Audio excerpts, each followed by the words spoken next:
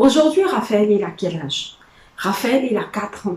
Ça a été 4 années difficiles, ça a été 4 années de fatigue émotionnelle, ça a été 4 années de larmes. Quand je suis le main carer, donc l'aide soignante principale de Raphaël. Il y a eu des fois où l'enfant devait prendre des médicaments toutes les heures. Ça a été pour l'opération de la cataracte. Après l'opération du cœur en septembre 2017, en décembre 2017, on est retourné à l'hôpital pour qu'il soit opéré de la cataracte parce qu'il est né avec la cataracte dans les 2 yeux. Après, l'opération de la cataracte a été ce qu'on appelle un day surgery. Donc, on est parti le matin, ils l'ont opéré, on a passé une seule nuit et le lendemain, on est sorti. Pour les day surgery, on te prend le jour, on t'opère et puis tu rentres chez toi. Mais nous, on a passé une nuit. Voilà, et le lendemain, on est rentré chez nous. Et après l'opération des yeux, il fallait que je mette des gouttes dans les yeux chaque heure. C'est-à-dire que je ne pouvais pas dormir. Je ne pouvais pas dormir dans la journée. Ou alors, j'avais des micro-sommeils, des micro-temps de repos. Parce qu'il fallait que je mette les gouttes chaque heure pour guérir les yeux de mon enfant. Ça a été difficile. Émotionnellement, psychologiquement, mentalement. Mais même quand je pleurais, même quand je craquais, le Seigneur était là. Le Seigneur a été ma force et le Seigneur est toujours ma force. Dieu m'a montré qu'il est Dieu, qu'il n'est pas mon camarade, qu'il n'est pas le camarade de quelqu'un. Il m'a montré qu'il est le médecin par excellence. Aujourd'hui, Raphaël a 4 ans. Aujourd'hui, Raphaël a commencé l'école. Qui l'aurait cru? Quand on est sorti de tout ça, qu'on a recommencé à voir les médecins, le cardiologue a regardé mon enfant et il a dit, il médite. Ça veut dire ce que ça veut dire. Ça veut dire l'enfant, il s'en est sorti. Oui, l'enfant s'en est sorti. Pourquoi? Parce que Dieu a écrit que l'enfant allait s'en sortir. Je me rappelle à la naissance de l'enfant, quand on est rentré à la maison, quand il est sorti des soins intensifs, qu'on est rentré à la maison, les infirmières qui venaient le voir, elles regardaient mon enfant comme ça. Elles regardaient mon enfant toute triste. Elles étaient convaincues que mon enfant n'allait pas s'en sortir. Il y a une même, 2-3 ans après, elle m'a dit ouvertement, une infirmière, ici on ne parle pas trop de Dieu à l'hôpital, c'est comme ça. Ils ont des lois par rapport à la foi des gens, il ne faut pas parler de Dieu à quelqu'un qui ne croit pas en Dieu. Mais cette dame-là m'a regardée, elle m'a dit, Raphaël is a little miracle. Raphaël est un petit miracle. Raphaël est un miracle. Et je lui ai dit, oui, Raphaël est un miracle de Dieu. Elle a employé le mot miracle. Elle-même, elle était convaincue qu'il n'allait pas s'en sortir. Mais Dieu a dit, je te le donne. Et quand Dieu a dit, je te le donne, moi, j'ai dit, Seigneur, je l'accueille. Et mon enfant, je l'aime. Nous l'aimons. Et ce qui est bien, c'est que il est né avec un handicap, mais son cerveau fonctionne. Il reçoit des émotions. Il ressent des émotions. Il ressent l'amour que nous lui donnons et il nous le rend. Raphaël est un enfant très câlin. Il est coquin. Il est plein d'amour. C'est un enfant calme. Il s'occupe tout seul. Il joue tout seul. Quand Raphaël pleure, quand on entend Raphaël pleurer, c'est qu'il veut son biberon. Il a faim. Voilà, parce qu'après, on a continué de lui donner le lait pour sa croissance. Et il continue de se développer. Il a pris le temps qu'il lui faut. La trisomie fait que l'enfant met du temps à marcher. Il a 4 ans, il ne marche pas. Mais on s'occupe bien de lui. Il grandit, il fait 4 pattes. Il est très rapide quand il fait 4 pattes. À peine on le dépose, il est de l'autre côté. Il est dans les escaliers à cause de sa vision qui est partielle. Il n'est pas aveugle, hein, mais il ne voit pas correctement à cause de la cataracte. Donc, il a une vision partielle. Il doit apprendre à se développer, à se déplacer dans la maison. Donc, il faisait des exercices dans les escaliers avec ce qu'on appelle le eye teacher. Voilà, avec le eye teacher. Je traduirai par le professeur des yeux. C'est une dame, en fait, qui l'aide, en fait, par rapport à sa vision. Donc, l'exercice était de laisser Raphaël se déplacer dans les escaliers pour qu'il se familiarise. Voilà. Et aujourd'hui, Raphaël, c'est le maître des escaliers. Il monte, il redescend. Voilà. Donc, Raphaël, le Seigneur qui l'a gardé en vie jusqu'aujourd'hui et qui continuera de le garder en vie encore, permet qu'il se développe bien. C'est un enfant heureux. C'est un enfant plein d'amour. C'est un enfant sociable. C'est un enfant qui est très curieux, qui explore, qui touche tout, qui gâte tout comme un enfant de son âge, voilà. Il déchire le papier peint, c'est de son âge. Voilà, je suis constamment occupée. Il mélange tout, voilà, il jette tout un peu partout, les jouets sont partout. Voilà, il découvre, il met tout à la bouche. Il continue son développement par la grâce de Dieu.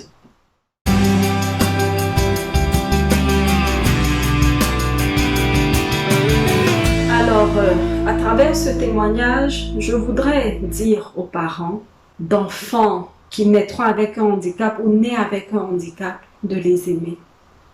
Je veux vous communiquer que l'amour est plus fort que tout. Je veux vous communiquer que l'amour fait des miracles. C'est l'amour que j'ai donné à mon enfant qui l'a maintenu en vie.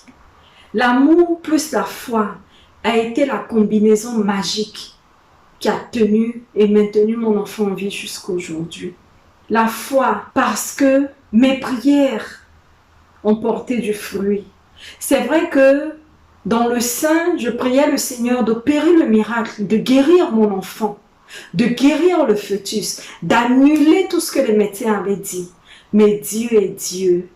Il est le maître du temps, des circonstances. Il est celui-là qui décide de tout. Il a décidé de ne pas opérer le miracle, ce miracle-là. Il a décidé de me donner un enfant trisomique. Cet enfant trisomique, je l'ai accueilli. Et à travers mon enfant trisomique, le Seigneur m'a reconnecté à lui. J'ai remis le Seigneur au centre de ma vie. Le Seigneur m'a guéri de cette douleur, de cette blessure que je portais dans les profondeurs de mon être. Le Seigneur m'a restauré, il a restauré ma foi. Le Seigneur m'a rappelé qu'il reste mon Père, qu'il m'a pardonné mes erreurs, qu'il est avec moi chaque jour. Le Seigneur m'a montré que voilà, il est le Dieu de ma vie, il est le maître de ma vie. Le Seigneur m'a montré sa fidélité. Le Seigneur m'a montré qu'il est venu à moi. Il m'a montré que Raphaël n'est pas Raphaël. Il m'a montré que c'est lui, Dieu, qui est venu à moi par cet enfant avec ce handicap. Il est venu à moi dans la simplicité. Dans son plus simple aspect, dans sa plus simple présentation. Il est venu à moi sous la forme d'un enfant trisomique. Il est venu à moi sous la forme d'un enfant qui a des besoins spéciaux pour me reconnecter à l'amour divin. Et je ne sais même pas comment vous communiquer en fait la puissance de l'amour que j'expérimente avec mon fils Raphaël. J'aime tellement cet enfant, j'ai 4 enfants, j'aime chacun de mes enfants de façon spéciale, mais avec Raphaël, j'expérimente un amour, c'est comme si Raphaël en fait, par cet amour est venu moi-même guérir l'enfant en moi. Je ne sais pas si j'arrive à me faire comprendre. C'est comme si dans les profondeurs de moi-même, mon être, il y a une dimension qui avait besoin de guérir. Et donc, le Seigneur me fait expérimenter cet amour, son amour divin à travers cet enfant pour moi-même me guérir en tant que personne. J'aime mon enfant. J'aime profondément mon enfant. J'aime mon Raphaël. Je n'ai même pas mesuré tout ce qui tournait autour de mon enfant. Je n'ai pas pensé au fait, par exemple, que j'ai dû mettre ma carrière en pharmacie en stand-by. Parce qu'après la naissance, avant la naissance de Raphaël, je travaillais full-time. Je travaillais à temps plein, je faisais même des extras le samedi. Je travaillais pour une grande compagnie pharmaceutique ici en Angleterre. Pour une grande compagnie pharmaceutique, une compagnie pharmaceutique mondiale. Quand j'ai eu mon enfant, je suis passée en congé de maternité. Et puis après, j'ai dû faire des concessions parce que à cause de tout le stress, à cause de tout ce que ça accompagne, j'étais prédestinée à une grande carrière dans le domaine pharmaceutique. Mais j'ai mis cela en stand-by pour m'occuper de mon enfant.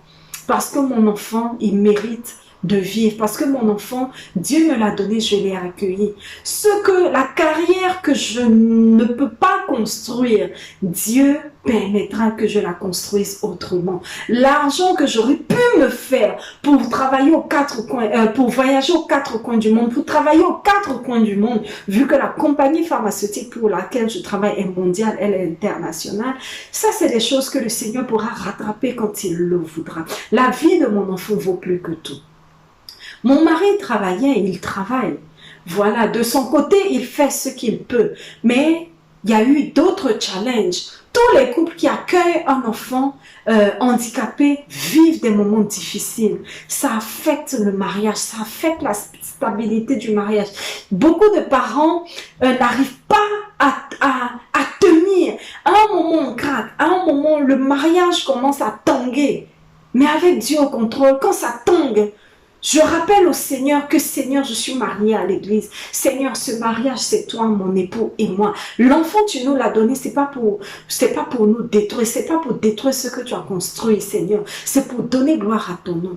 On a eu des moments difficiles. On a des moments difficiles. On a des moments difficiles en tant qu'époux, épouse, en tant que famille. Mais j'ai toujours rappelé à Dieu que c'est lui et notre mariage. J'ai toujours rappelé à Dieu que ce mariage, c'est lui, Dieu, mon époux et moi. Et l'enfant au milieu. Et que cet enfant-là est la perle, en fait. Le couronnement, la couronne de gloire qu'il nous a donnée. Et qu'il faut qu'il nous donne la force de porter cette couronne de gloire-là avec foi, avec fierté, avec conviction. Tout arrive pour une raison. Aujourd'hui, je suis là, je m'occupe de cet enfant. Le Seigneur, le moment venu, il va me restaurer côté finance. Il va me restaurer côté professionnel. Comme j'ai dit, tout l'argent que j'aurais pu accumuler, amasser côté professionnel, Dieu va me le donner d'une façon ou d'une autre. Dieu, tous ces biens que je ne peux pas acquérir, parce que par exemple, je rêve d'avoir une maison dans mon pays, en Côte d'Ivoire. Je rêve d'acquérir des biens, mais je ne travaille pas à temps plein. J'ai dû mettre ma carrière en stand-by. Tous ces biens de la terre, là, Dieu va me les donner quand il trouvera que c'est le temps opportun. Alors, parents, ne baissez pas les bras. Dieu vous confie cette responsabilité. Certains ne tiennent pas le coup et disent non, on ne va pas garder la grossesse parce que c'est trop compliqué. Chacun fait son choix, mais en tant que parents chrétiens catholiques, vous êtes chrétien, vous êtes catholique, ou vous êtes simplement un être humain. Respectez la vie. Donnez de l'amour à votre enfant. Si cet enfant-là vient à vous tel qu'il est, c'est parce qu'il y a une raison. C'est parce qu'il y a un dessein. C'est parce que Dieu a un plan pour vous. Que vous n'allez pas comprendre après 1 an, après 5 ans, après 10 ans, après 15 ans. Mais un jour, Dieu va vous montrer que c'est lui qui vous a confié cet enfant-là. Et il donnera gloire à son nom dans votre vie par cet enfant-là.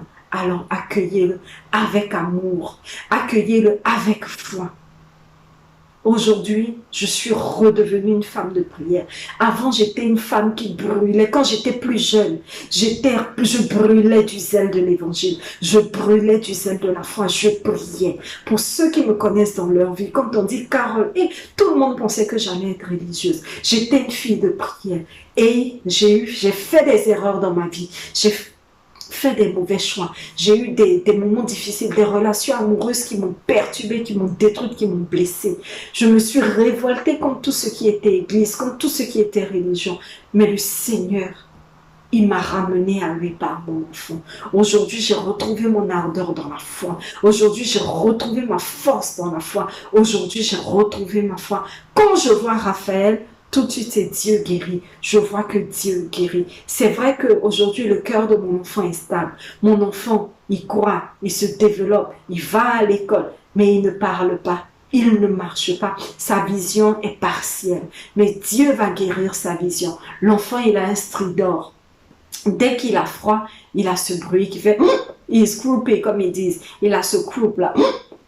Dès qu'il a un petit rhume, il fut un temps même où le couple de l'enfant, parce qu'après l'opération chirurgicale, ils ont endommagé une de ses cordes vocales. Donc après l'opération, son croupe était tellement fort, tellement strident, que quand il était en haut dans sa chambre, on entendait le partout dans la maison. Quand je sortais avec l'enfant, quand je le mettais dans le taxi, dans tout le taxi, on entendait le même les chauffeurs de taxi pensaient que l'enfant n'allait pas s'en sortir. Mais l'enfant, il est là, il a un témoignage vivant de Dieu, parce que Dieu est Dieu.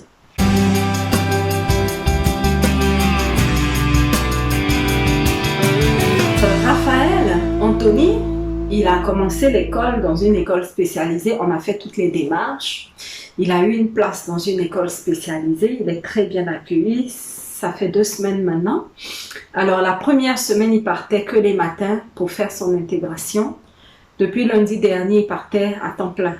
Il faisait toute la journée. Ici, c'est de 8h45 à 15h. Le transport vient le chercher à la maison. Raphaël a un fauteuil roulant.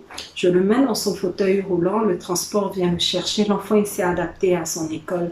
Son maître même a dit que Raphaël s'est tellement intégré facilement et rapidement qu'on croirait qu'il a toujours été un élève de cet établissement.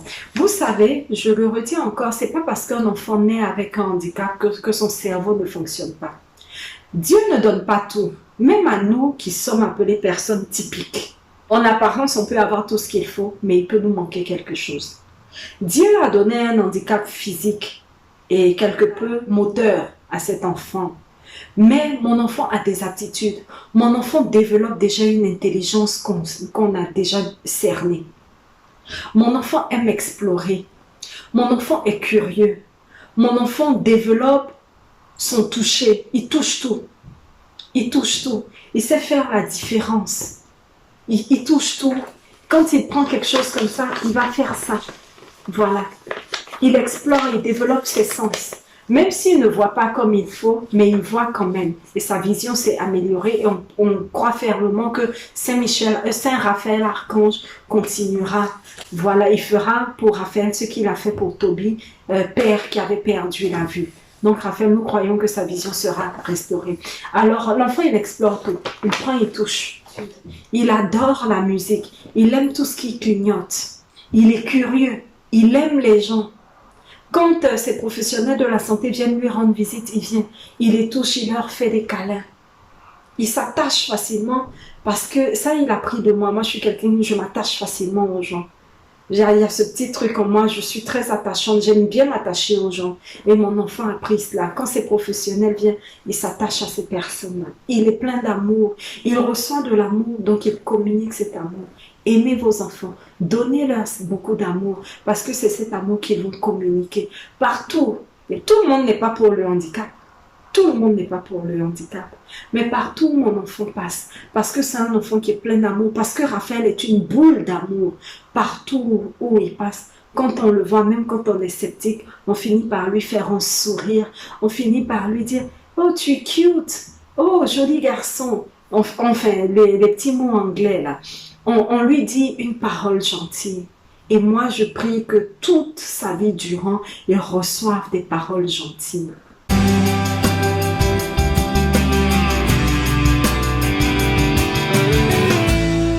J'accompagne Raphaël dans son développement. Je suis là, j'ai été là pour lui, je suis là pour lui. Le Seigneur me fera la grâce d'être avec lui. C'est vrai que j'ai peur, je me dis, mais j'ai plus que 40 ans. Les années passent. J'ai peur de l'avenir. Je me dis, est-ce que j'aurai toujours la force, l'énergie de m'occuper de mon enfant? Est-ce que je vais voir mon enfant grandir? Mais quand je commence à m'inquiéter, le Seigneur me rappelle et me dit, ne t'inquiète de rien et n'aie aucune crainte. Laisse le lendemain se soucier de lui-même. Je pense à mon présent. Je donne beaucoup d'amour à mon enfant, à l'instant présent. Ce qui compte pour moi, c'est le présent. Aujourd'hui, quand je regarde derrière, je bénis le passé. Je bénis cet enfant depuis la première cellule qu'il a été dans mon fœtus, depuis ces 8 cellules qu'il a été dans mon fœtus jusqu'à aujourd'hui. Et chaque jour, je lui donne l'amour. Et le futur, j'ai dit à Dieu, Seigneur, demain, je ne le connais pas, mais demain t'appartient, demain est entre tes mains. C'est mon acte de foi. Dans cette période de pandémie de trisomie 21, nous avons traversé beaucoup de difficultés. Mais Dieu a gardé sa main sur notre maison. Et il continuera de garder sa main sur notre maison. Dieu a gardé sa main sur chacun de mes enfants. Dieu a gardé sa main sur Raphaël qui est hyper fragile. Et Dieu continuera de garder sa main sur nous. Pour nous, Dieu donne ordre à ses anges de nous garder en toute mouvement. Pour nous, Dieu déploie ses myriades d'anges dans notre maison. Pour nous, Dieu ordonne à ses anges de camper autour de nous et de nous délivrer du danger, de la maladie, de la peste, du mal, du mauvais œil. J'ai subi beaucoup d'attaques spirituelles. dans ce mariage, dans mon combat pour mon enfant. J'ai subi des attaques spirituelles. Mais tout est entre les mains de Dieu. Dieu a montré sa fidélité. Dieu règne, Jésus règne. Et son esprit est au-dessus de nous. Son esprit nous recouvre. C'est Dieu par son esprit qui a conduit Raphaël là où il est. C'est Dieu par son amour protège Raphaël, le garde.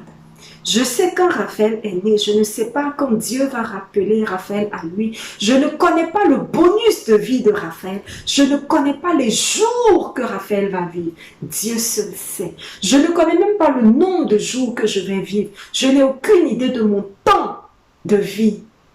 Mais chaque jour, je dis au Seigneur, Seigneur, quand je dors, bénis mes enfants.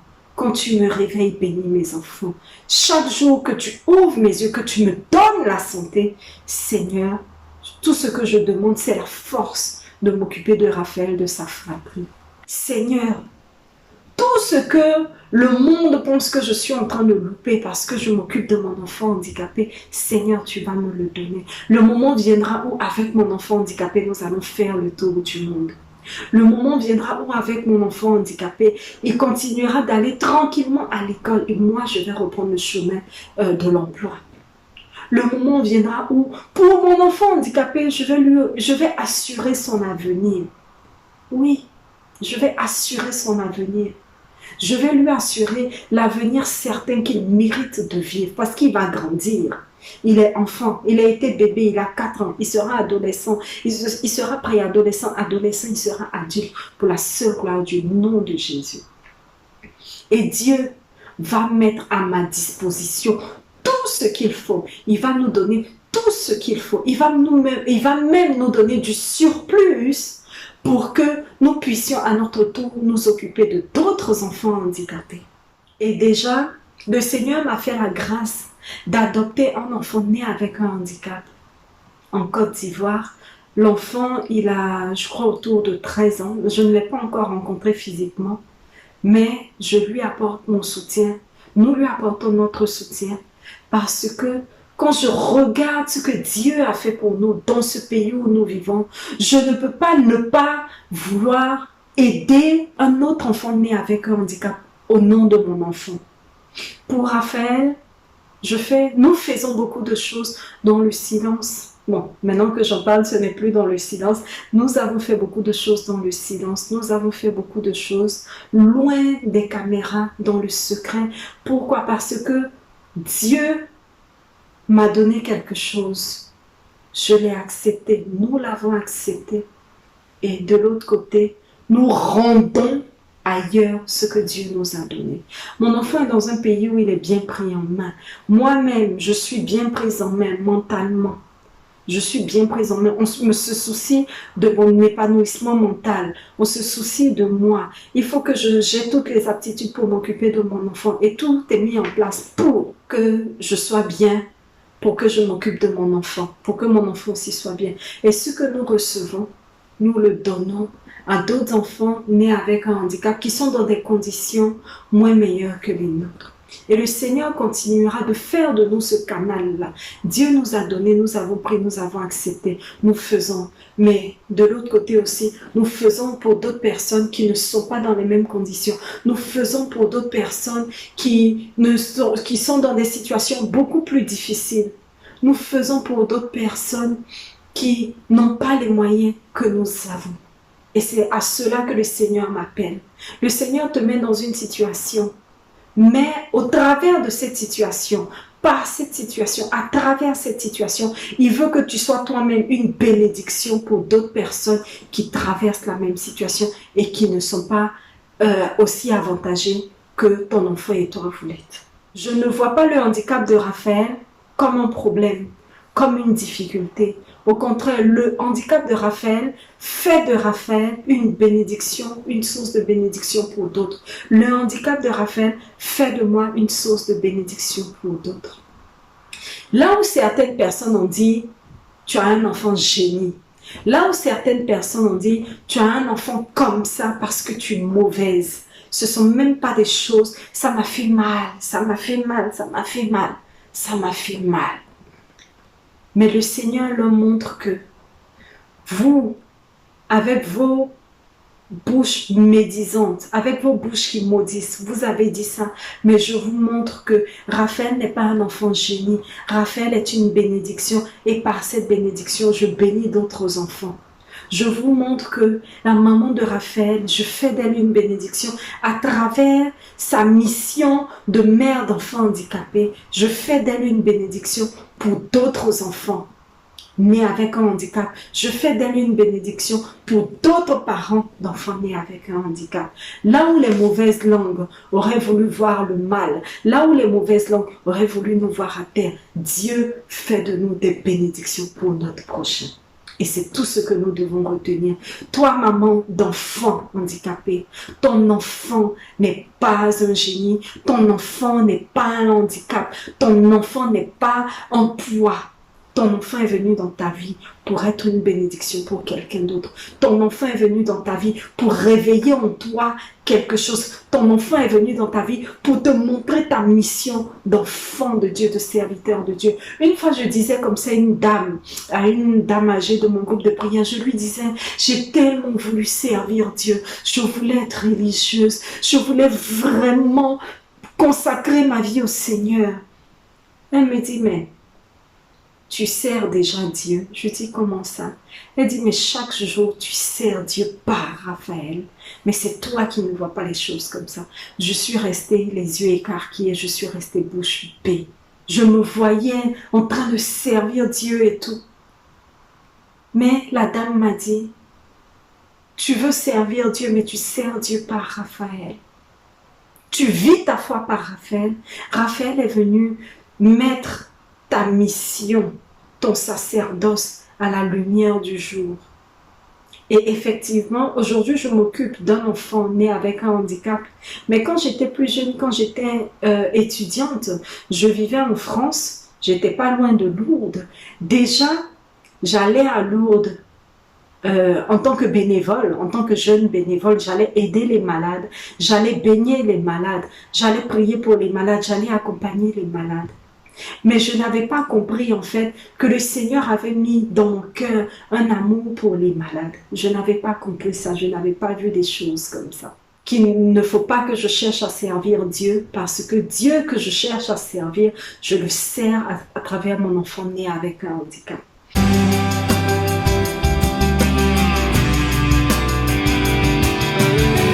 Alors, après avoir eu Raphaël, que je voulais un autre enfant. Et puis après, comme ça venait pas, ça tardait. Plus d'un an et 1 an et demi après, je dis, bon Seigneur, c'est bon, je vais m'occuper de Raphaël. Et le Seigneur nous a fait la surprise en nous donnant une petite fille, Michaela. Meira signifie celle qui éclaire, celle qui apporte la lumière. Michaela, c'est Saint Michel Archange. Voilà, Saint Michel Archange, il combat les ténèbres. Et là, ce n'était pas facile parce que certains parents, après un enfant né avec un handicap, ils ne veulent plus d'autres enfants. D'autres essaient, mais ils n'ont pas d'enfants. Voilà. Mais nous, le Seigneur nous a fait la grâce d'accueillir Michaela. Dieu l'a bien cachée dans mes entrailles. Quand on a su, elle était déjà formée. J'étais à plus de 14 semaines de grossesse. Nous avons accueilli Michaela. Aujourd'hui, Michaela, elle booste Raphaël. Comme elle est typique, ce qu'on appelle typical children. Donc, elle est un enfant typique. Donc, elle marche, elle court, elle a 1 an et demi, elle marche depuis, elle s'est assise depuis, elle balbutie, elle bouge partout. Et elle motive son frère dans son développement. Raphaël, il a 2 grands frères. Un grand frère de 22 ans qui vit chez lui, qui travaille. Et un grand frère de 13 ans. Voilà, et donc il y a un grand écart entre Raphaël qui a 4 ans et son grand frère de 13 ans. Et Michaela est vraiment celle qui booste Raphaël. Il faut dire que mon fils de 13 ans, il aide Raphaël à marcher, il le soutient par la hanche et puis il essaie de le faire marcher. Il m'aide beaucoup, à m'occuper de Raphaël. Voilà. Et il y a eu donc Michaela. Michaela, par son développement, motive Raphaël. Bon. Déjà, elle-même, elle copie Raphaël, parce que quand Raphaël grimpe sur le sofa, elle aussi, elle grimpe. Voilà. Mais quand Raphaël la voit debout sur ses 2 pieds, en train de s'abaisser, de courir et tout, il a envie de bouger. Et Raphaël, il avait commencé à se lever. Il a commencé à se tenir, à marcher le long du sofa. Bon, la trisomie fait que sa hanche n'est pas bien solide. Voilà. Mais Raphaël fait des efforts. Il copie sa petite sœur. À deux, je vous dis qu'il mélange partout. Si je vous montre l'état du salon actuel, vous allez rigoler parce que la combinaison, le duo Raphaël, Michaela, c'est un duo, comment on appelle, de feu d'artifice, voilà, dans la maison. Voilà, ils le mélangent tout, ils mettent les jeux partout, ils explorent tout. Et Raphaël copie sa sœur Michaela, est une source de motivation pour son grand frère.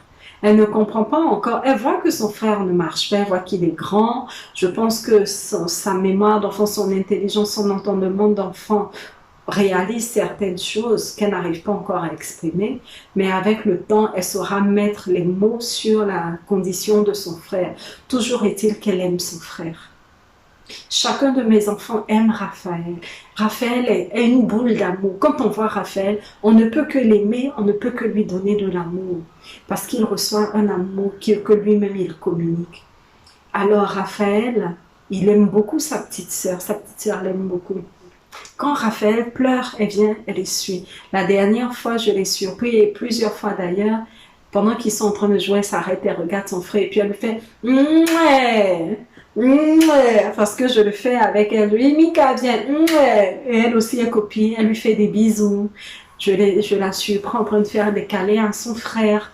Raphaël aussi, je le surprends, il est pas très adroit à cause de son état. Par un moment, je le surprends en train de tapoter la tête de sa sœur. Et lui fait ça, voilà. Et par un moment aussi, il essaie de lui faire des bisous baveux. On appelle ces bisous des bisous baveux, voilà, à cause de la salive qui coule. Il donne plein d'amour. Il donne plein d'amour, il nous donne plein d'amour. Vous allez voir des séquences de Raphaël en train de me faire des câlins, en train de me faire mes cheveux. Raphaël donne l'amour qu'il reçoit et sa sœur est vraiment une source de motivation pour lui. Donc voilà, ils s'aiment mutuellement et le Seigneur me fait la grâce, m'a vraiment fait la grâce, pas seulement avec Raphaël, mais le Seigneur m'a fait la grâce de tisser des liens d'amour entre mes enfants. Voilà, entre mon aîné de 22 ans et ma petite de 1 an et demi. Entre mes 4 enfants, il y a l'amour. Le Seigneur les attache de cordes d'amour. Le Seigneur les attache de liens d'amour. C'est peut-être quelque chose que moi, je n'ai pas eu la chance de connaître. C'est quelque chose, oui, que je n'ai pas eu la chance de vivre, d'expérimenter. Voilà, cet amour vrai qu'il y a dans la fratrie, cet amour puissant qui lie les frères et sœurs ensemble. Je ne l'ai pas connu, je ne l'ai pas. Mais le Seigneur m'a fait, moi, la grâce de tisser des liens d'amour entre mes 4 enfants. Et Raphaël, il est comme le couronnement de cet amour parce qu'il diffuse de l'amour, voilà, à Emmanuel, l'aîné, à Nathanaël, à Michaela, voilà. Et je bénis le Seigneur pour cela. Donc, Raphaël, avec son handicap, est celui-là vraiment qui attire tout le monde autour de lui, qui réunit tout le monde autour de lui. Je parle de ses frères et de ses sœurs. Voilà. Il est comme on dit, une cellule, là, et puis autour de lui, voilà, il attire par son amour qu'il dégage, il attire ses frères, il connecte ses frères à lui. Et je bénis vraiment Dieu pour cela, parce que l'union entre frères et sœurs, l'union dans la fratrie, l'amour entre frères et sœurs, l'amour vrai dans la fratrie, cet amour qui unit, qui attache, qui scelle, il n'y a rien de tel. Et seul Dieu permet cela. Et Dieu nous permet de le vivre à travers le handicap de Raphaël.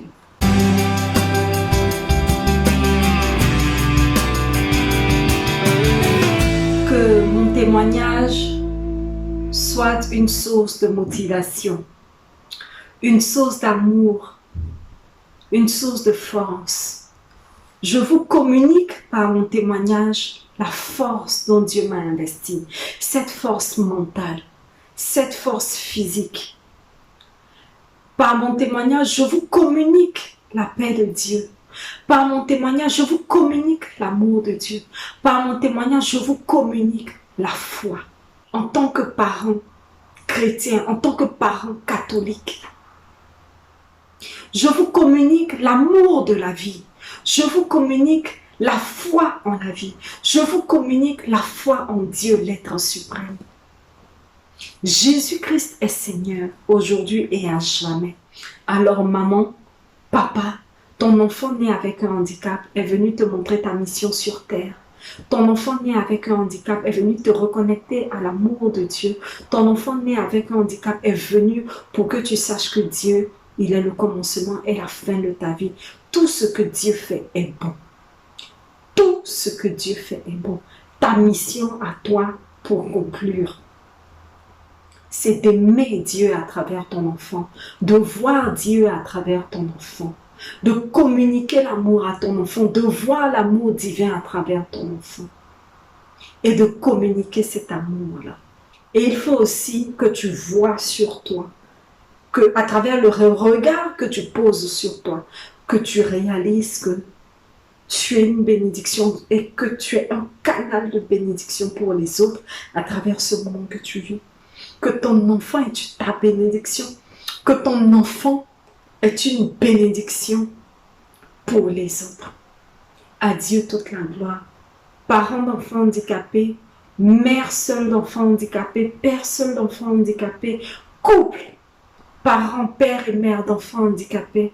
Que Dieu nous bénisse tous, qu'il nous remplisse de son amour, qu'il fasse luire sa face sur nous, qu'il nous accorde sa grâce, que l'Éternel tourne sa face vers nous, qu'il nous préserve de tout mal, qu'il nous donne sa paix, qu'il nous maintienne dans son amour, qu'il nous maintienne dans sa grâce, pour la seule gloire de son nom et pour le salut de nos âmes. C'était Carole Noémie Arnaud, épouse Fallée, maman de Raphaël. Aujourd'hui, je partageais avec vous mon expérience de maman d'un enfant né avec la trisomie 21, Raphaël Anthony, aujourd'hui âgé de 4 ans. Que ce témoignage, que mon témoignage, que notre témoignage vous apporte la lumière, vous connecte à l'amour de Dieu, vous connecte à la paix de Dieu, vous connecte à la grâce de Dieu, Dieu seul.